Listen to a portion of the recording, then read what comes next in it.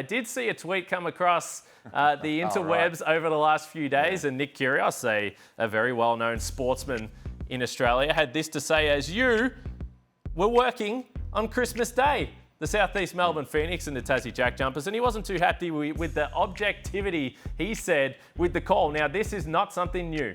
We see this all the time. And I spoke to Trevor Gleeson earlier today, and the one thing I said to Trev is, hey, you would be very familiar with this because you get that every time you call Perth Wildcats games. So what is your thoughts on the tweet? Because I know you've been asked about it.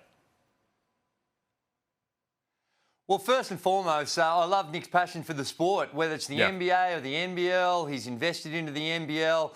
And it's great to have people of his profile and his sporting achievements to have a great love for the game. So I've got tremendous respect for his passion for it. And I think that when you have that passion, and particularly you align yourself with the club, you know, you might hear things a little bit differently. And I think that we always try to be objective. I think his history of the NBL may not be all that deep, because to use the basis that that Melbourne United hanging my jersey from the rafter would be an explanation for why, in his judgment, that I have a bias. I think anyone that knows the history of the Melbourne Tigers and Melbourne United would probably raise their eyebrows at that. But that's really not the point. I think that when you're commentating, you're not going to be everyone's cup of tea. There's going to be some people that like what you say, some people that don't like what you say, some people that enjoy what you bring to the table where others don't. And clearly Nick's not a fan of mine, and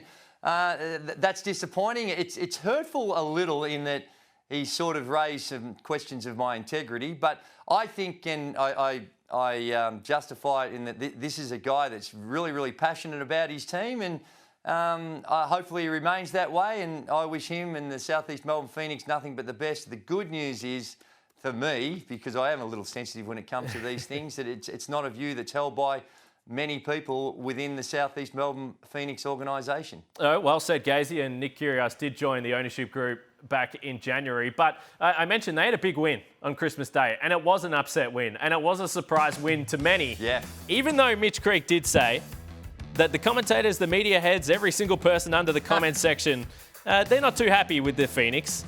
He said it's a gutsy win. Not even a Christmas miracle, it's just the absolute base of what we can achieve. So here's the thing. I love this about the Phoenix, and they've been this way since day one, Gazey. They have set the bar for their own expectations, and they have not been afraid to say what they expect and where they think they can achieve. But the reality is they're 67 and 71 in their history. They've made the playoffs once. So when I see that the base level, well, they need to be at a higher level more regularly, and they will get more of those comments. I'm not sure if I follow that logic there.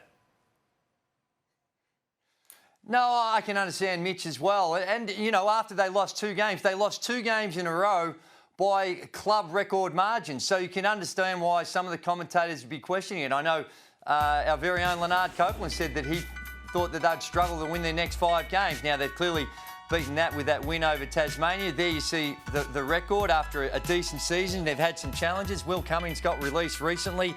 And Mitch Creek, their very best player, and in fact an MVP candidate. He is having an unbelievable season. 19 points a game, shooting at 51%. And get this, 46% from the three-point line, 6.5 rebounds, 6 assists. So I think when any team loses a player of that capacity, along with the other injuries, like with Craig Moller, he's out for the season. In that game against Tasmania, Ruben Tarangi goes down. So they've had some challenges, and I don't think it's unreasonable for commentators to be questioning where they're at and what might happen. Now, there's some very good excuses why they have had some challenges, and it was an incredible gutsy win. They only shot it at 33% from the field against the Tasmanian Jack Jumpers, away from home against a championship contending team, and to come away with a win in that atmosphere on Christmas Day was just a real gutsy performance, and it showed in their rebound. They dominated the boards, and when you think of those hustle categories, those effort categories,